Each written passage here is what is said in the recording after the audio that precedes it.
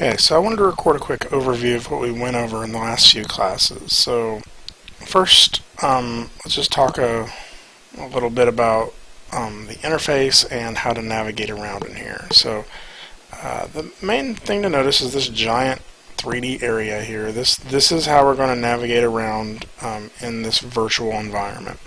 So let's create an object in here just so we can see it. So I'm going to go ahead and put a sphere in there, right? So the first tools we're going to learn are how to navigate around inside of Maya. So holding down your Alt key, ALT, it's the one next to your spacebar, hold that down and then click your left mouse button. You'll see that this allows us to tumble around in space. Okay. The next button we're going to click, we're going to continue to hold Alt. We're going to click the middle mouse button, which you may think you don't have a middle mouse button, you just have a scroll wheel. And you'll realize that if you scroll, you'll zoom in and out. But if you hold down Alt and click that scroll button, sort of push it down, it'll click, and you'll see that we can actually sort of pan across here. And then the last thing we're going to learn how to navigate around is if we hold Alt and right click, you're going to see that it allows us to push in and out. Now this is the same thing we do if we just scroll without even holding Alt, right? The difference is watch how it kind of jumps each time we scroll. If we hold Alt, this will allow us to get very much more precise movement in on this. Now, eventually we're going to be tumbling around and we're going to get way over here and we're going to be like, oh crap, I want to be able to see my ball again, and I'm not tumbling around that. When that happens, just select the ball and hit F, and that'll refocus in on the ball, and now it'll be the center of what we're focusing on. Now I want to point out a technicality about what's happening here. We are not rotating our scene. We are not. What we're actually doing is we're moving around a camera. Okay, and you'll see down here, see PERSP at the very bottom of this. This is the name of the camera that we're inside of. Okay, so think of this as literally what is happening in this scene. There's a virtual camera, and we're moving that camera to different positions in our scene to see this. Okay, so think of yourself as a cameraman inside of this scene, and it'll allow us to navigate around a little bit easier. Right? Don't think of this as rotating it. What we're doing is we're dollying our camera around, or I'm sorry, tumbling our camera around. This is a technical term for how you would move the camera. We're panning our camera from side to side. It's like as if we were walking from side to side, right? And then this is not zooming in and out. Now it may feel like we're zooming in and out, but a zoom on a camera is actually the camera staying in the same place and you adjusting the lens length to make it longer or shorter, so it sort of magnifies it. That's not what we're doing. We're actually dollying forward. We're pushing our camera forward. We're moving our camera in 3D space and making it closer to this object. Okay, so quick recap on the Cartesian coordinate system. So many of you will recognize. Let's say I have a straight line, right?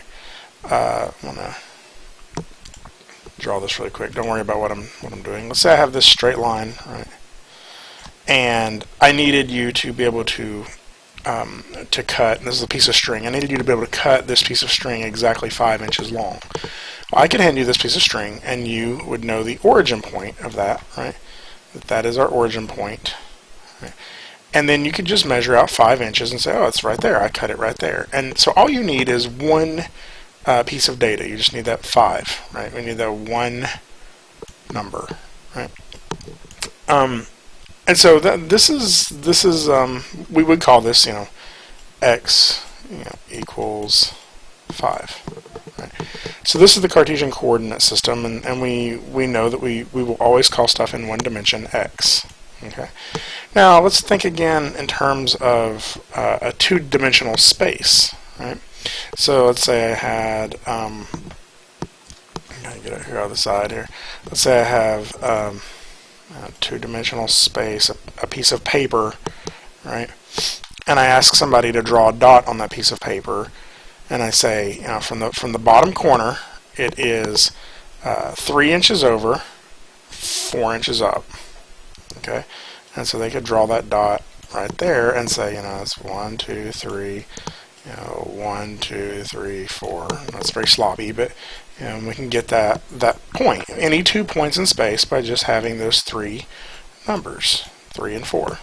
Okay, and so what we'd say then is, x equals 3, y equals 4, right?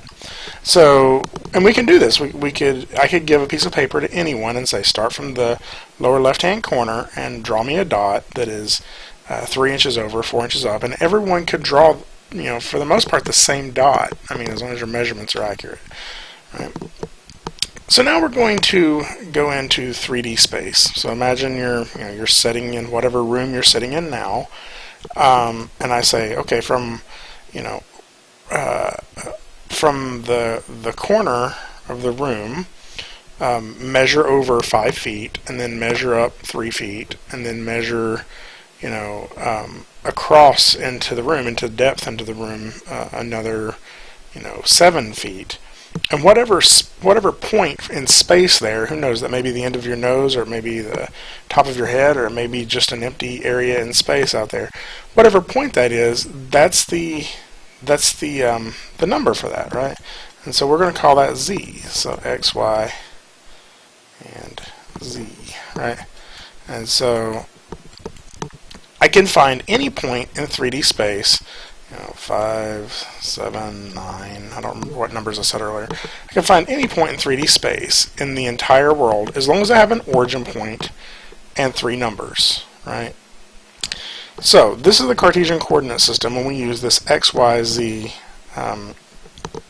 to remember that. Well, here's what I want you to remember about that is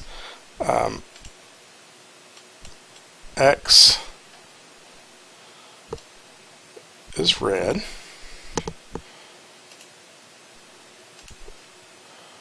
y is green, z is blue. So X, Y, Z, RGB. Okay, so that's a really easy way for you to remember that.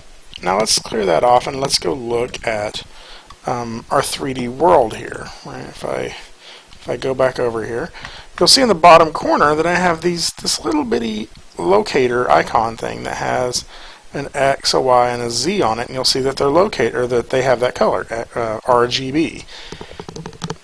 Now, hopefully when you opened it up, your interface looks very similar to this, but if not, you want to have the channel box open. And so there's two or three menus over here in this corner, and the channel box is going to be this one in the far corner right here. And that's how we turn it on. Now, if you have two menus open, your channel box and then your attribute editor is the other, right? And now both of these are going to have some very important information in them. Realize that you can, if you have both of them open, you can sort of switch back and forth using these little tabs on the side. And so we want the channel box layer editor open. Okay? Now, what we're going to do is I'm just going to select this object. Okay? Now, the thing you'll notice when we tumble around it is it's made up of a bunch of little squares. Don't worry about those yet. We'll kind of come back to those and talk about those in the next lesson. But when I highlight that, you'll notice that our channel box changes, and now we have some information in here. You'll notice that we have a translate XYZ, a rotate XYZ, and a scale XYZ. Okay, and I have my object selected, but if I click on it, I can't really do anything with it, can't move it. So this is where we're going to learn some shortcut keys. And if we look down the side of this menu here, we will see me activating some of those tools. So these shortcut keys activate the tools that are down the side here. So Q is going to activate the select tool, which is what we have. And we already have that selected. So if you hit the Q button, nothing's really going to happen. But if you were on some other tool, like that tool we were on here, and I hit Q, you'll see that I go back to the select button. Right? Now I'm going to hit W. W is going to do a few things. It's going to change it to this, and we're also going to get this locator in the middle. Okay? So this locator is going to have a couple of things. It's going to have a red, a green, and a blue axis on it, and it's going to have a little yellow box in the middle. It's going to have these little boxes here as well. Right? Recognize that if I grab that yellow box in the middle, I can move it around, and I can move it in any axis I want. But let's say I wanted to try to move it along this y-axis. If I grab that yellow dot and try to do that, it didn't really work, right? It's because it's moving it parallel to our screen, or I guess perpendicular to our screen. No, it is parallel. How about it? And that's what happens when we move it with that yellow box. Now if I turn to this side and try to move it with the yellow box, I get much closer, but it's still not exactly accurate. So it's a good habit just to know exactly where you're moving stuff, to move it in single axes at a time. So you grab the little arrows and slide it along that, and you can move it in a single axis. Now you'll also notice these little planes up here. This will allow us to move it in any two axes at the same time. So this will just move it in the X, or the Z and the Y, and you'll see that we're still perfectly centered on the X. So let's move this in a different spot. Let's move it something like this. And now let's go look at our channel box. You'll see that where I moved this was at 4.47, 2.745, and 3.704 in the XYZ axes. And that point in space, it can be represented with those three numbers, X, Y, Z, right? Whenever we want it back at our origin point, that little crosshairs right in the middle of that is always going to be 0, 0, 0. Okay, so we can highlight that and type that in. A quick note, if I click the name of one of these, any channel in our channel box, if I click the name, not the number, but the name, and then middle click out here in our timeline, it's going to allow, and drag, it's going to, and I usually drag up and down, it's going to allow us to change that value dynamically. And so no matter which axis we're in, I can sort of scroll that up and down. Okay. So QW, Q is going to be select, right? W is going to be move. E is going to be rotate, and you're going to see we're just kind of walking down this. And then R is going to be scale. So we get Q, W, E, and R. Okay, so let's go back to E and look at how rotate works. You'll see that I have this little orb around my sphere. And if I just grab out here an empty space and move, I can wiggle it around on all of those axes at the same time. Right? And if I grab an individual axis, I can just make it adhere just to that. Right? Okay. Now, let's think about this, because we're rotating in X, Y, and Z. What does that mean? What does it mean to rotate in X? Does it mean you're rotating toward the X-axis? Are you rotating, around the X-axis? The answer is actually around. And so if we look at this, if I hit W, you'll see our X-axis is going down this line here. If I hit E, you'll see that we rotate around that line for X. Okay?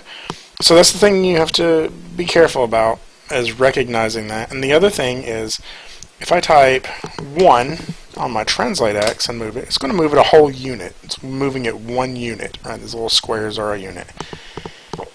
If I type 1 in my rotate X, barely moves it at all. And that's because rotation is not in units, it's in degrees. Right? And so to turn that all the way around, we have to go 360 degrees. Right? And then again, just zero that back out. So scale. If I hit R, we now have scale. And just like anything else, if I grab in the center, it's going to scale the whole object in all 3 axes. And so that's how we're going to make the entire thing bigger. Right? But let's say I just wanted to make it taller. If I wanted to make it taller, I grab this axis and I can just stretch it up and down. Right? Now, this is where these little planes over here on the side come in handy, is because sometimes I need to scale it in 2 axes. Right? Like I need to scale it like this, and it's going to scale it in both of those at the same time. Right? And a good example is if I needed this to be a little bit more saucer-like, I could scale this out, right, and then scale it down. And now we've made our first spaceship. Okay. So, again, Q, W, E, and R. And it's going to allow us to pick between which of these options we want to move it. Excuse me. So I want to show you a little bit more about the interface. You'll see that when we created an object earlier, we just clicked one of these icons. This thing is called the shelf. This is where the most often used tools are stored. It's also where we can store some additional tools if we want to make our own custom menu. You know, we have a thing here that'll select stuff, and we can make our own little icons for stuff. But this is not all the tools that are in Maya. If you want to find all of the tools, they're actually all hidden in the menu somewhere. And that menu doesn't look like it's that big. So you'll see that, you know, if I wanted to create something, I can go to create, I can go to polygon primitives, and I can make another sphere, or I can make a cube or whatever, just like it was in the polygon menu. But there's way more options of things that I can create in here than there is on that menu. There's this platonic solid, right? And that's not listed on here. Everything that you can do in Maya, or everything that you can create in Maya is up here in this menu somewhere. And this menu doesn't look big enough to hold everything, and that's because this menu isn't.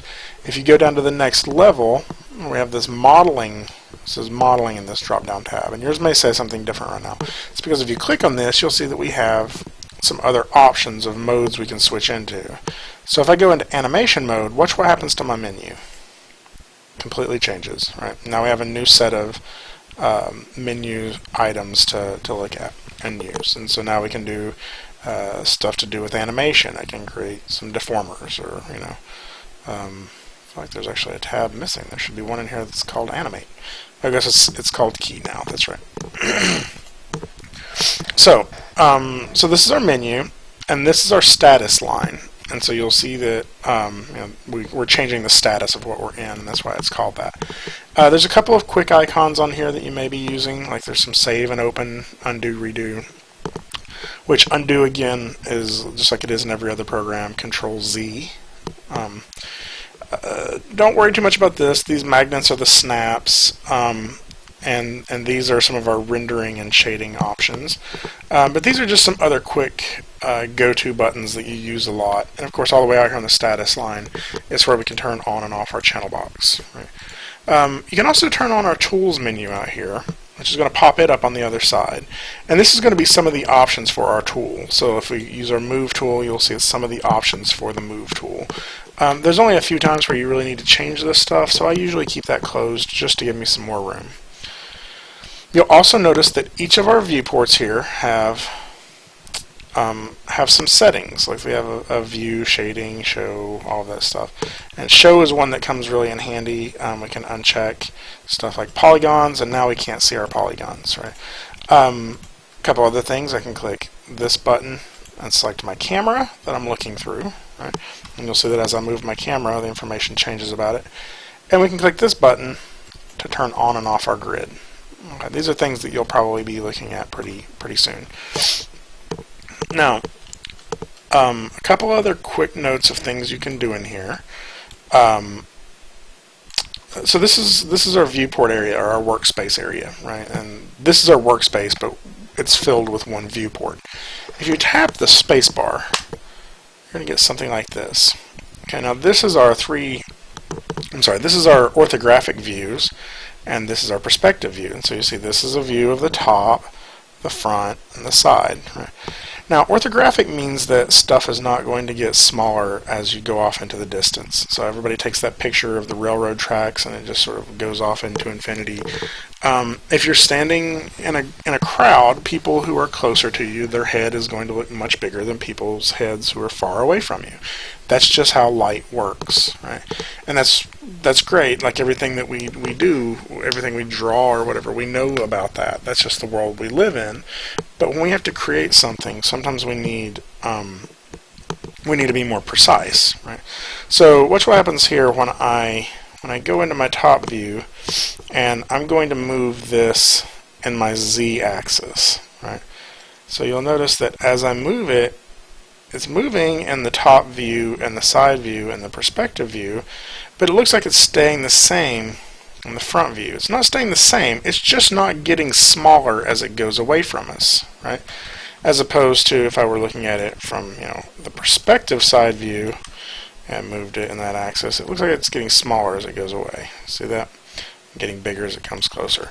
So it's a special kind of view that allows you to see stuff exactly in its full scale and shape, right? Without any realistic foreshortening. And so that gives us some technical modeling abilities for giving very precise measurements on stuff. So if we hit spacebar, we can go back to the perspective view, or if I hit spacebar on any of the others, I can maximize those views. Something else we can do in here is we can kind of set up a preset. So by default, we're going to have these 4 views. Right? When I hit spacebar, it's going to go back and forth between those. But let's say I don't want those 4 views. Let's say instead what I want is 2 views, one on the top and one on the bottom. Right?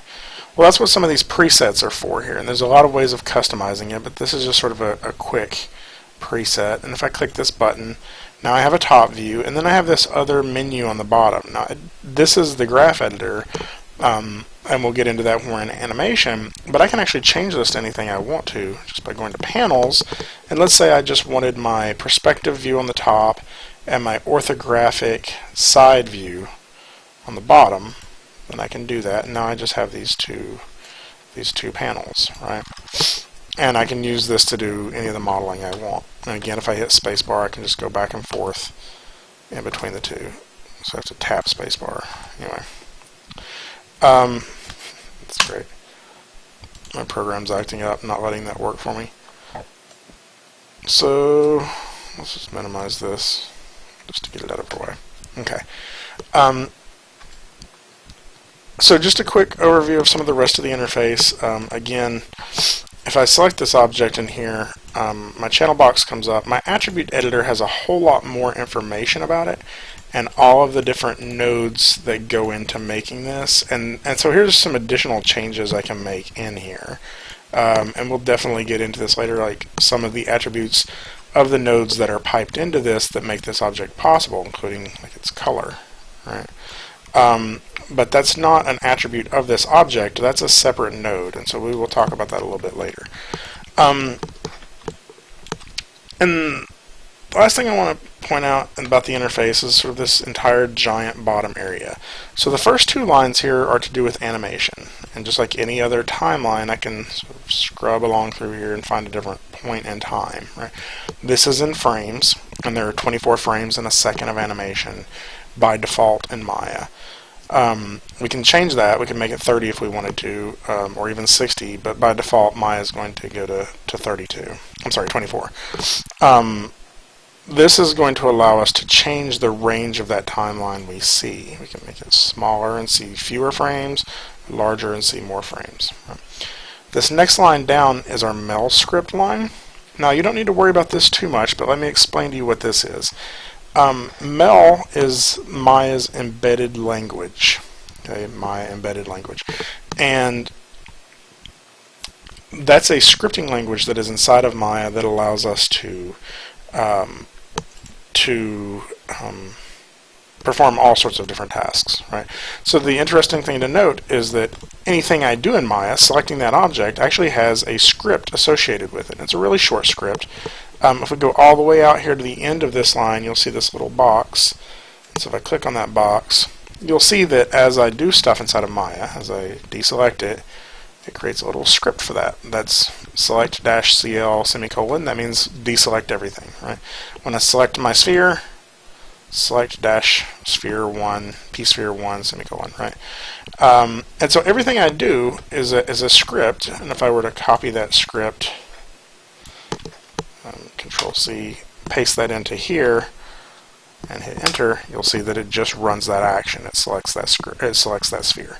So this becomes really powerful later on when we want to do some really complicated actions, and we can create our own little scripts that will make that happen.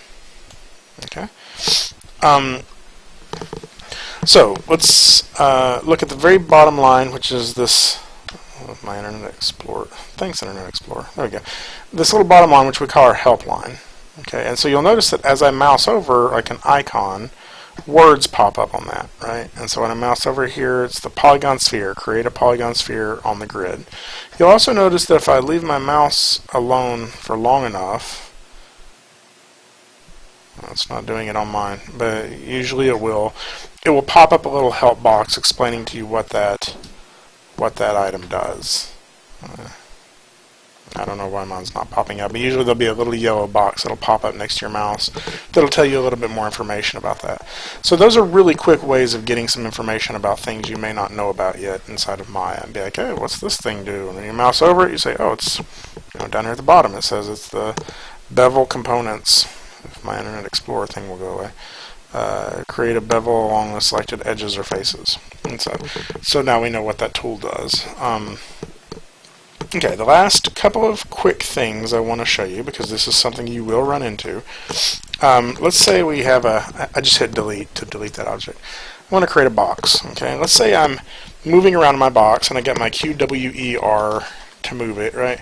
Well, you'll notice that very close to those buttons are the 1, 2, 3, 4 buttons, right? And so let's say I'm doing that and I'm moving around and I accidentally hit 3. And we go, oh no, what have I done? My box is now a ball. Like apparently 3 is the convert box into ball button. It's not. What actually happened is we just smoothed this object.